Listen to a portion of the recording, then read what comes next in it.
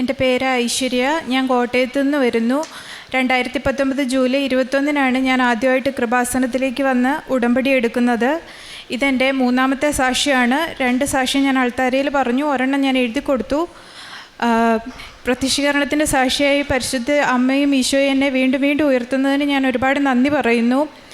2019 July 21 ഞാൻ ഇവിടെ വന്ന് ഉടമ്പടി എടുത്ത് കൃത്യമായിട്ട് 3 മാസം അത് പൂർത്തിയാക്കി ഉടമ്പടി പുതുക്കി പ്രാർത്ഥിച്ച് ഞാൻ ആഗ്രഹിച്ച ഡേറ്റിൽ, ഞാൻ പ്രാർത്ഥിച്ച ഡേറ്റിൽ തന്നെ അമ്മ എനിക്ക് കോർ ടെക്നിക്കലിൽ തന്നെ ഒരു എൻജിനീയറായിട്ട് തന്നെ ജോലി തന്നു.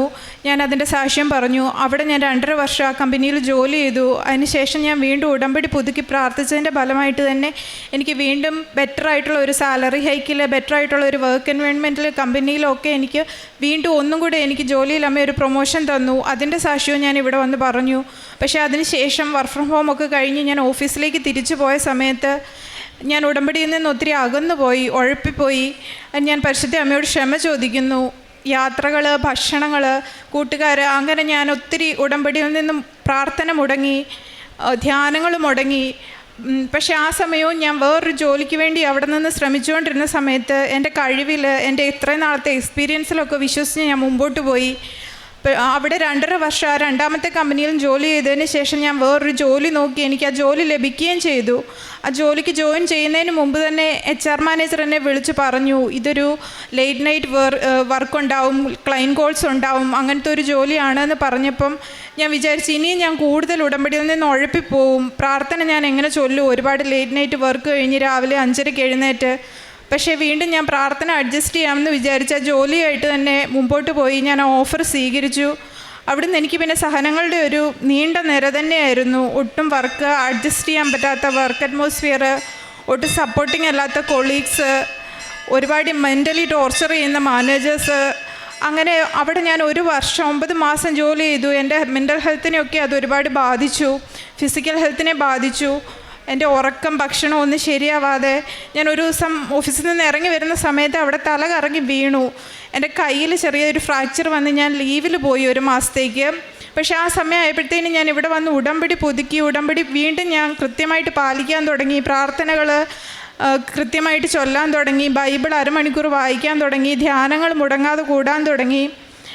ഈ സമയം ഞാൻ ലീവിലായിരിക്കുന്ന സമയത്ത് എൻ്റെ കൂടെ നേരത്തെ വർക്ക് ചെയ്തിരുന്ന ഒരു കൊളീഗ് വിളിക്കുകയും അദ്ദേഹത്തിൻ്റെ സുഹൃത്ത് വർക്ക് ചെയ്യുന്ന കമ്പനിയിൽ ഒരു ഇമ്മീഡിയറ്റ് ജോയിനറായിട്ടുള്ള ഒരു വേക്കൻസി ഉണ്ട്, ആ ഇൻ്റർവ്യൂ ഒന്ന് അറ്റൻഡ് ചെയ്യാൻ പറയുകയും ചെയ്തു.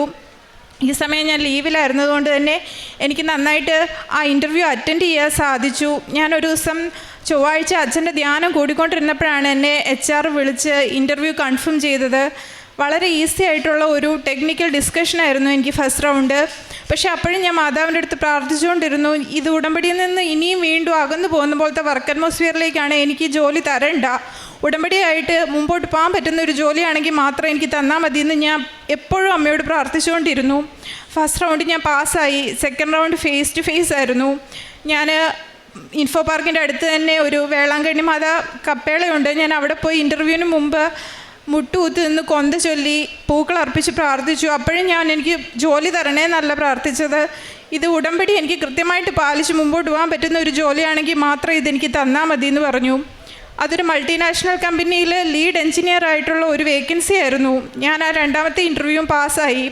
സാധാരണ എനിക്ക് ഇൻ്റർവ്യൂ അറ്റൻഡ് ചെയ്യുമ്പോൾ എപ്പോഴും കമ്മ്യൂണിക്കേഷൻ കുറവാണ്, കോൺഫിഡൻസ് ഇല്ല എന്നുള്ള റിമാർക്സ് കിട്ടാറുണ്ട്. പക്ഷേ ഞാൻ അമ്മയോട് പ്രാർത്ഥിച്ചു, എനിക്ക് കമ്മ്യൂണിക്കേഷൻ സ്കിൽ കുറവാണ്, പക്ഷേ എനിക്ക് പകരം അമ്മ സംസാരിക്കണം, എനിക്ക് പകരം അമ്മ അവരോട് ആൻസർ പറയണം എന്ന് പറഞ്ഞു. ഞാൻ നന്നായിട്ട് തന്നെ ഇൻ്റർവ്യൂ അറ്റൻഡ് ചെയ്തു. ആ ജോലി എനിക്ക് ലഭിച്ചു. ഞാൻ ഡേറ്റ് ഇട്ട് പ്രാർത്ഥിച്ച ദിവസം തന്നെ, മാർച്ച് 31 എന്ന് പറയുന്ന ദിവസം തന്നെ HR വിളിച്ച് എനിക്ക് ജോലി കൺഫേം ആയി എന്ന് പറഞ്ഞു. പക്ഷേ അന്ന് തന്നെ എൻ്റെ പഴയ കമ്പനിയിൽ നിന്ന് ഞാൻ ലീവിൽ പോയതുകൊണ്ട് തന്നെ ആ ജോലി എനിക്ക് നഷ്ടപ്പെട്ടു എന്ന് വിളിച്ച് പറഞ്ഞു. ആ നഷ്ടപ്പെട്ട സമയം തന്നെ എനിക്ക് അമ്മ വേറൊരു ജോലി എൻ്റെ കയ്യിൽ തന്നെ അനുഗ്രഹിച്ചു. വചനം ഏശയ്യ 45:2-3 പോലെ, ഞാൻ നിനക്ക് മുൻപേ പോയി മലകൾ നിരപ്പാക്കുകയും പിച്ചളവാതിലുകൾ തകർക്കുകയും ഇരുമ്പോടാമ്പലുകൾ ഒടിക്കുകയും ചെയ്യും. നിന്നെ പേര് ചൊല്ലി വിളിക്കുന്ന ഇസ്രായേലിൻ്റെ കർത്താവായ ദൈവം ഞാനാണെന്ന് നീ അറിയേണ്ടതിന് അന്ധകാരത്തിലെ നിധികളും രഹസ്യ ധനശേഖരവും ഞാൻ നിനക്ക് തരും. ഈ വചനം പോലെ തന്നെ എനിക്ക് മുൻപേ ഈശോ പോയി പരിശുദ്ധ അമ്മയുടെ മാധ്യസ്ഥം വഴി എനിക്ക് ജോലി ലഭിച്ചത്. Not by merit but by grace. എൻ്റെ കുറവുകളൊന്നും അവിടെ ഹൈലൈറ്റഡ് ആയില്ല. അവർക്കൊരു ഇമ്മീഡിയറ്റ് ആയിട്ട് ജോയിനറെ വേണമായിരുന്നു.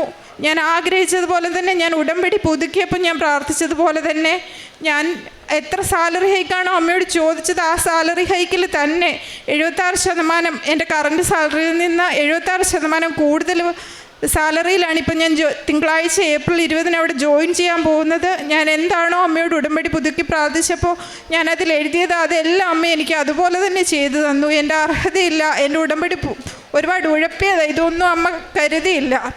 നീ അവിശ്വസ്തയാണെങ്കിലും ദൈവം വിശ്വസ്തനായിരിക്കുന്നു. ജോസഫ് അച്ഛൻ എപ്പോഴും ധ്യാനത്തിൽ പറയുന്നത് പോലെ അതിൻ്റെ ഒരു വലിയൊരു തെളിവാണ് എൻ്റെ ഈ സാക്ഷ്യം.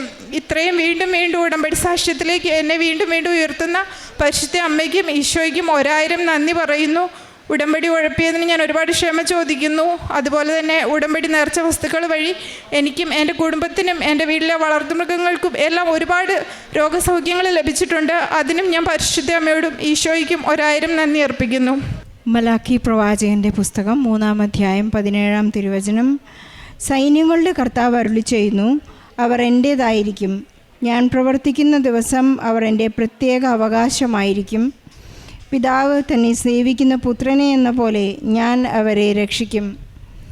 ഐശ്വര്യ എന്ന ഈ മകൾ ഉടമ്പടി ഉഴപ്പിയതിന് ശേഷം ഈശോയോടുള്ള വിശ്വസ്തതയും സ്നേഹവും വീണ്ടും ഏറ്റുപറഞ്ഞ് ഉടമ്പടി പുതുക്കി ഒരു വലിയ സത്യസ്നേഹ വിശ്വാസത്തിലേക്ക് കടന്നു വന്നതിൻ്റെ സാക്ഷ്യമാണ്.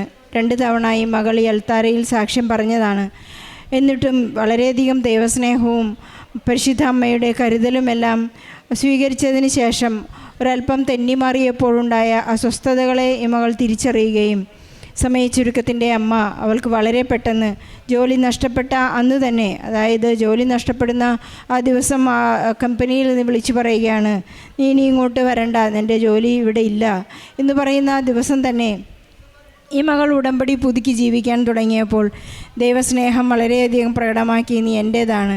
ദൈവം 99നെയും വിട്ടിട്ട് ഒന്നിനെ മാത്രം അന്വേഷിച്ചു പോയ നല്ല ഇടയൻ്റെ ആ സ്നേഹം പോലെ ഈ മകളെ അന്വേഷിച്ചു വന്ന കരുതലോടെ വീണ്ടും ഒരു ബെറ്റർ ജോബ് ഓഫർ നൽകി മൾട്ടിനാഷണൽ കമ്പനിയുടെ നല്ല എൻജിനീയറായി ഉയർത്തിയ ഒരു നല്ല സാക്ഷ്യമാണ്. ഏതൊരവസ്ഥയിലായിരുന്നാലും തൻ്റെ സ്റ്റാറ്റസ് കുറച്ചുകൊണ്ട്, തൻ്റേതല്ല ദൈവമാണ് ഇന്ന് എൻ്റെ സ്റ്റാറ്റസ്. ബഹുമാനപ്പെട്ട ജോസഫ് അച്ഛൻ നമ്മെ ഓർമ്മിപ്പിക്കുന്നത്, നിൻ്റെ വിഷയമാണ് നിൻ്റെ പ്രാധാന്യം അല്ലെങ്കിൽ നിൻ്റെ ദൈവം എന്ന് വെച്ചാൽ എപ്പോഴും വിഷയത്തെക്കുറിച്ചാണ് നീ പ്രാർത്ഥിക്കുന്നതെങ്കിൽ നീ ഒരു ലോ മെറിറ്റിലാണ് ജീവിച്ചുകൊണ്ടിരിക്കുന്നത്.